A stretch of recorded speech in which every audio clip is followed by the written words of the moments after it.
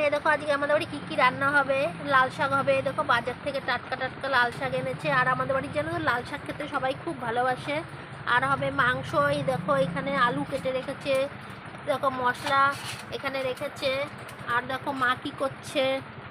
ও মা কী করছো গো? আটা মাখবো আর কি করবো। আর রুটি হবে। আর রুটি আর কি হবে?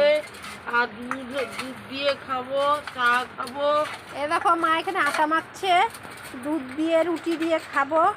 আর বাইরে খুব বৃষ্টি হচ্ছে। আমাদের বাড়ি সবাই রুটি খেতে খুব ভালোবাসে। আর এখানে দেখো দুধ জাল বসিয়েছে, এই যে দুধ দিয়ে রুটি দিয়ে খাওয়াবে। আর এখনও কিছু রান্না ঠিকমতো জোগাড় হয়নি, করছে। ডাল হয়ে গেছে। আর দেখো বৃষ্টি হচ্ছে, এখানে খুব বৃষ্টি হচ্ছে আজকে। বৃষ্টির দিনে দেখো, বৃষ্টির দিনে আজকে আমাদের বাড়ি হবে চিকেন। এই দেখো বৃষ্টি হলে না বাড়িটা খুব সুন্দর লাগে দেখতে, পরিবেশটা। আর আমার তো বৃষ্টি ভীষণই ভালো লাগে।